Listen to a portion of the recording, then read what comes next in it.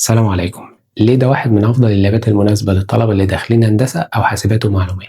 لأن باختصار اللاب ده بيكون في رينج سعر كويس في الوقت الحالي مقارنة بالمواصفات بتاعته. اللاب ده هو ديل بريسيجن 5540، واللاب ده بيكون ببروسيسور كور اي 7 من الجيل التاسع فئة ال H9850 برامات 16 جيجا اس اس دي 512، وكمان عليه كارت شاشة انفيديا 4 جيجا. ليه أنا قلت انفيديا في العموم ومحددتش الموديل أو اسم الكارت؟ لأنك هتلاقي من اللاب ده نسخ انفيديا كوادرو وجي تي اكس. اللاب ده بيكون بشاشة 15.6 فول اتش دي، وهتلاقي منه شاشات تاتش سكرين و4K. الكيبورد زي ما انت شايف بيجي مسطح مع الكفر بتاع الجهاز، والكيبورد ما بيكونش كامل، ما بيدعمش اللوحة بتاعة الأرقام، وبتكون الكيبورد باك لايت. الكاميرا في اللاب بتيجي في الجزء ده كده، ويمكن انت ما تاخدش بالك منها لأنها بتيجي بشكل صغير جدا. الغريب في اللاب ده مع انه من الأجيال الحديثة انك ما تلاقيش فيه بصمة، مع ان في لابات بتبقى أقل منه في الجيل وموجود فيها بصمة. اللاب بيجي بشكل وتصميم انسيابي، وبيكون مصنوع من الألمونيوم والكربون فايبر. هتلاحظ ان ظهر الشاشة بالكامل وغطا اللاب بيكونوا من الألمونيوم. التاتش باد هتلاقيه واخد الشكل الطبيعي بتاعه في اللاب ده، بعكس الموديل زي الديل بريسيجن 5560 بيكون اكبر. المداخل اللي في اللاب ده من ناحيه اليمين يو اس بي 3 واس دي كارد، ومن ناحيه الشمال المدخل الشاحن واليو اس بي والاتش دي ام اي واليو اس بي سي ومدخل السماعات. السماعات في اللاب بتيجي في الجزء ده كده من شركه دولبي لو هي السماعات الاصليه، والسماعات بيكون صوتها واضح حتى لما بتعلي درجه الصوت ل 100%. لما تحب تفك المسامير بتاعه الجهاز وتشيل الغطا علشان تعمل ابجريد للرامات او الاس اس دي، هتلاقي ان اللاب في مكان واحد للاس اس دي واثنين مكان للرامات. خلي بالك لو حبيت انك تفك اللاب ده المسامير بتاعته بتيجي بشكل نجمه بشكل صغير جدا، هتتعب لما تلاقي المفك بتاعه. وخلي بالك كمان ان في مسمارين بيكونوا موجودين تحت الغطا ده. بالنسبه للبطاريه اللي بتيجي في اللابات الاستيراد اللي عايز تشتغل عليه شغل تقيل، ما تبقاش مستني من البطاريه انها تقعد معاك اكتر من ساعه او ساعه ونص. البطاريه ممكن تقعد معاك ساعتين او اكتر من ساعتين لو هتشتغل على اللاب شغل خفيف زي الاكسل او الوورد او اي شغل تاني خفيف. تقدر تعرف نسبه الشحن اللي في اللاب حتى لو اللاب مقفول، انك تضغط على الزرار ده كده.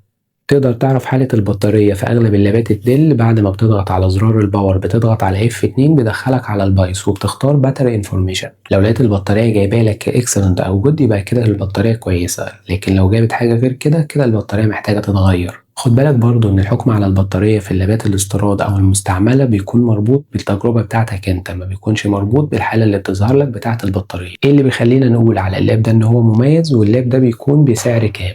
اللاب ده بيكون بالمواصفات بتاعته مقارنة مع اللابات اللي زيه في نفس الفئة السعرية أخف وأنسب، وكمان أشيك مع الطلاب اللي محتاجين لاب ياخدوه معاهم الكلية. كمان اللاب ده النهارده بيلعب في رينج سعر 20-21 ألف، وخد بالك إن أسعار اللابات نازلة في الفترة الحالية نزول جامد. غير إن اللاب ده هيكون شغال معاك بشكل سلس لو محتاجه لشغل الكودينج أو الجرافيكس. العيوب اللي ممكن تقابلك في اللاب ده إنك ممكن تلاقي صوت المراوح بتاعته عالية شوية. كمان المفصلات بتاعت الجهاز ده بتيجي بعد فترة مش كبيرة وبتتكسر، خصوصا المفصلة اللي بتكون في الشمال. مش معنى ان انا بقولك العيوب اللي ممكن تقابلك في اللاب ده ان اللاب ده كده وحش. اي لاب ممكن تشتريه ويكون كويس ويقابلك عادي فيه عيب. اللاب بيشتغل ويشحن على شاحن 130 واط 19 فولت 6 امبير، وفي الغالب وانت بتشتري اللاب هتلاقي جاي الشاحن بتاعه بالسوكت التخين وتركب له التحويلة بتاعت السوكت الصغير. وفي النهاية أتمنى الحلقة تكون عجبتك، وما تنساش اللايك أو السبسكرايب، ولو عندك أي سؤال سيبه في التعليقات، وهتلاقي لينك الانستجرام في الديسكريبشن لو حابب تسأل هناك.